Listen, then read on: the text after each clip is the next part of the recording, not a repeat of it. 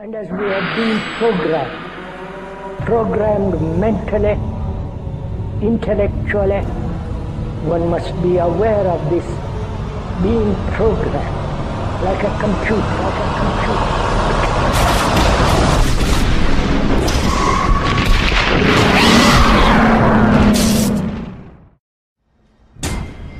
Écoute bien. L'univers dans lequel tu viens de pénétrer est un monde que très peu de gens connaissent. Tu n'as vu qu'un petit aperçu de cette vie obscure. Ce dans quoi nous sommes pris ici est une guerre virtuelle. Il ne s'agit pas de balles ou de bombes, de frontières ou de territoires. Le nerf de cette guerre est l'information.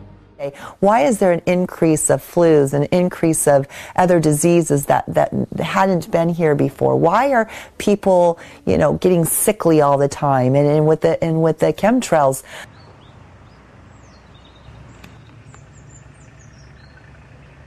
In the years that I have been a medical research journalist, I have looked at many, many things, and I found the same three issues in whatever I'm looking at. And that is that we are being dumbed down, we are being made sicker, and we are being made infertile. My name is Sofia Xenilis. I am 17 years old. It is quite scary to know that the air we breathe is not what it's supposed to be. That the food we eat and the water we drink contain traces of those substances which are sprayed out over all of us as though we were being poisoned like insects. The feeling that this is causing me are feelings of deep anger and rage. I don't want to be poisoned. I don't want to have been infected with cancer. And I'm just so angry that this global poisoning can be going on such a massive scale, and not enough is being done to stop this crime.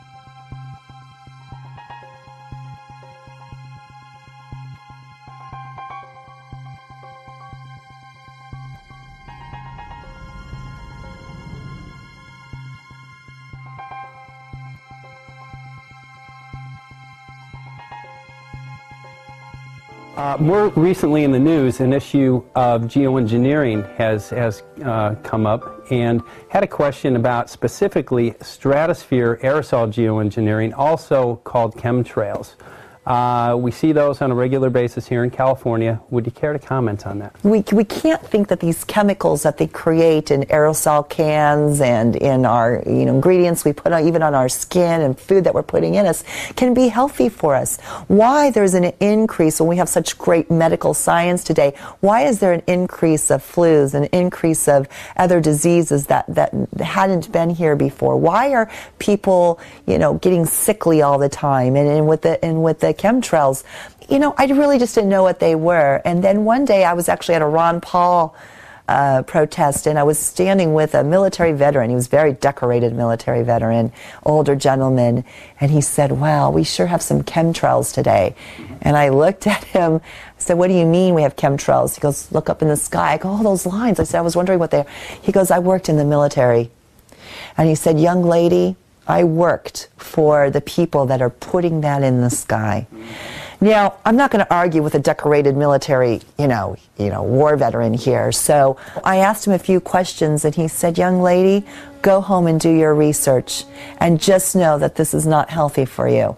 I don't know why. Why? These are questions that you and I, we the people, need to be asking. Why? Is there something malicious that is happening, or is it benign? I mean, what?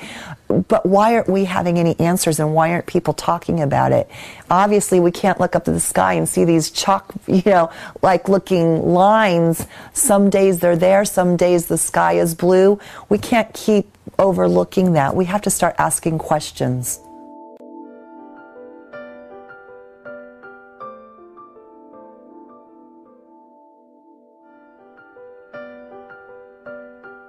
So what would you say to those scientists that say those are just normal contrails? It was about a month ago, 2 months ago, I was out in the desert, and the sky in the morning was clear blue, clear blue. And later in the day, I was driving to some campaign event.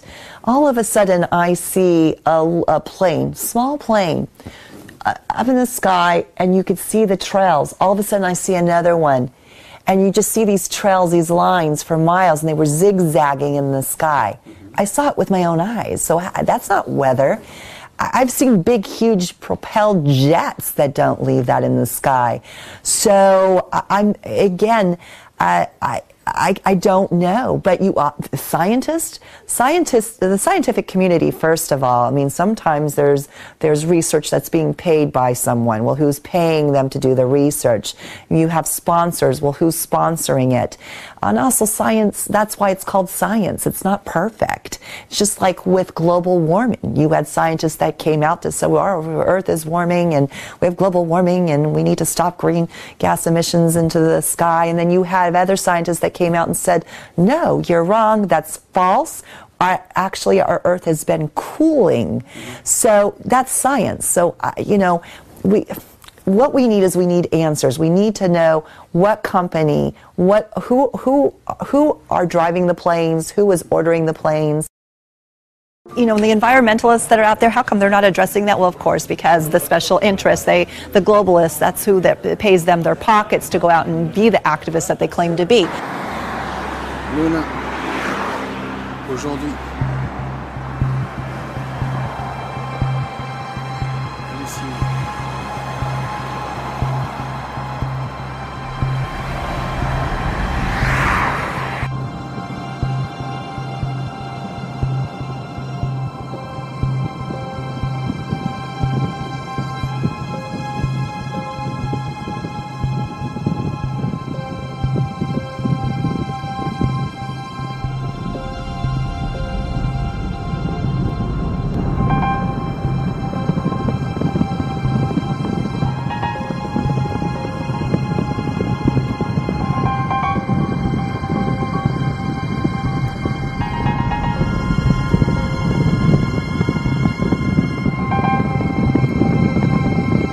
alors là, nous avons un beau largage en cours qui vient de se produire.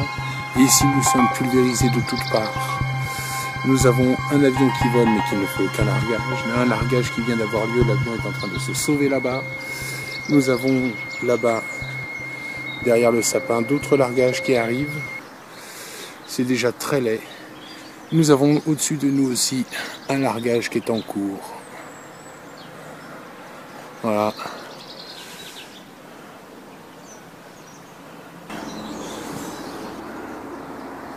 D'énormes largages qui ont eu lieu déjà, celui qui vient d'avoir cours, l'avion qui se sauve là-bas qui lui ne fait aucun largage, qui vole approximativement à la même altitude que celui qui est juste au-dessus là, en train de faire son largage.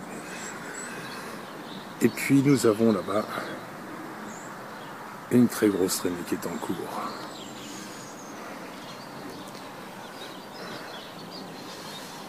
C'est fou furieux.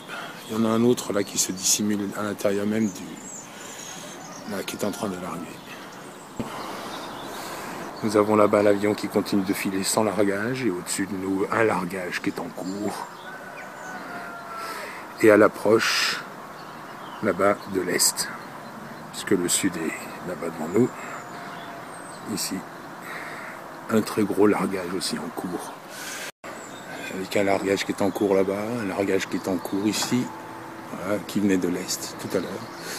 Un autre qui arrive, qui n'a pas largué grand-chose là, mais vous allez voir, il va commencer Parce que là, nous sommes dans une zone à pulvériser qui a été décidée. Voilà. L'autre, il est parti là-bas au bout. Nous sommes gâtés aujourd'hui. Le cadeau du nouvel ordre mondial.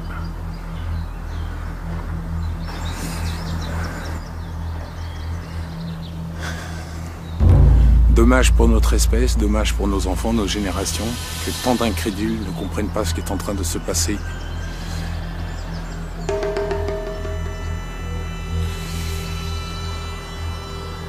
Et le voici, le largage supplémentaire. Ils nous en ont vraiment mis une totale.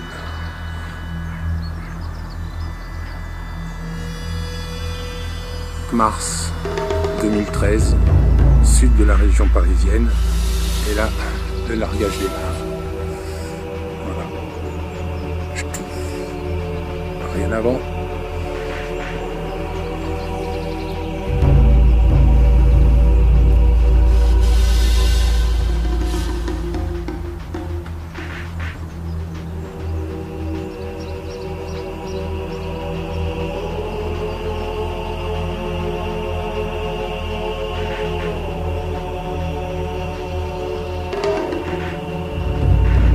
Honnêtement, on voit le largage qui a démarré ici, puisque aucune traînée ne subsiste et celle-ci ne va pas partir.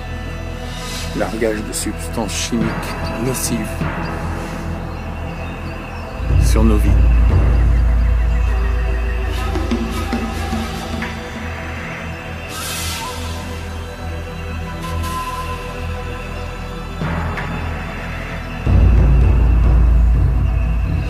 Preuve flagrante.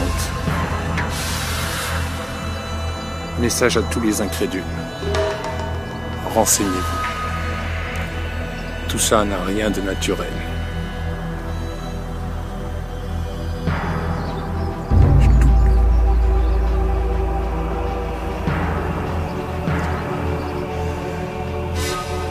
Comme aurait fait un certain interprète, je dirais 8 heures du mat, j'ai des frissons quand je lève la tête. Je vois ce qu'il faut.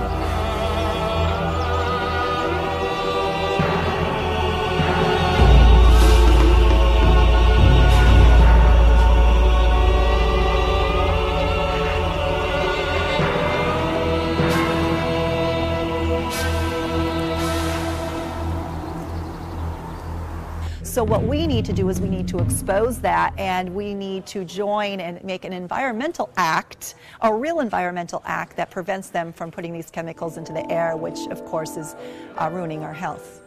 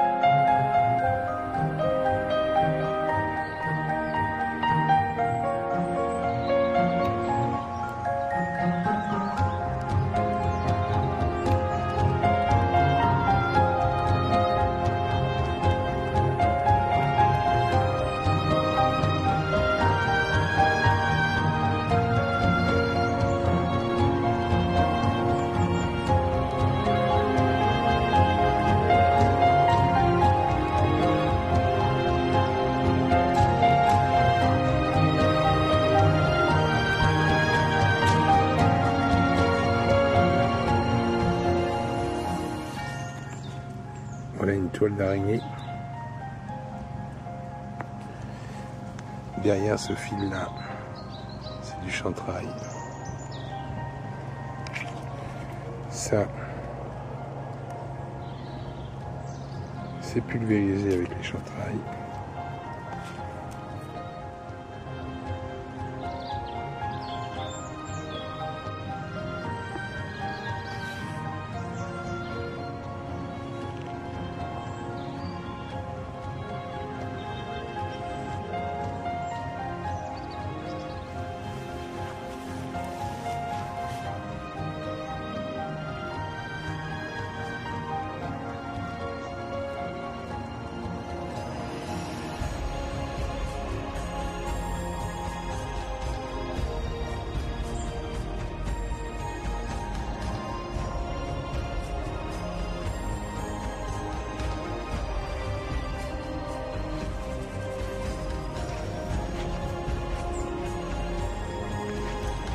Bon, alors là, je vais prélever de la toile d'araignée pour montrer la différence.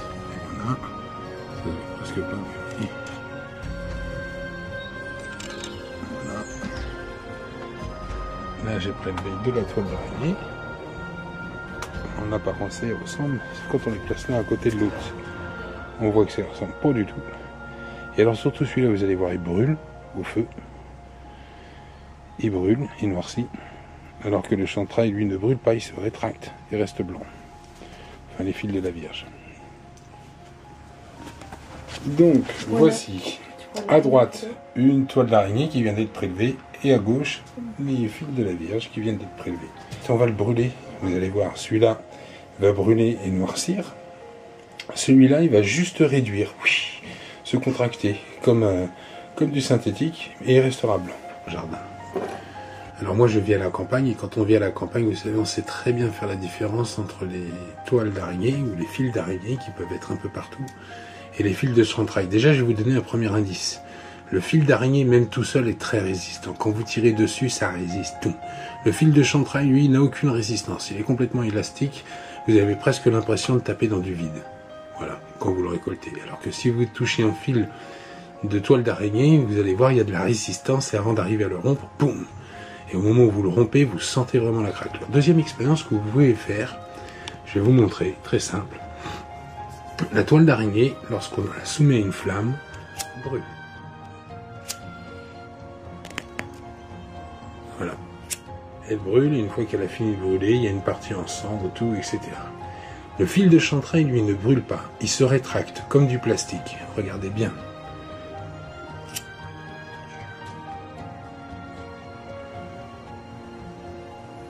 Mais il ne brûle pas.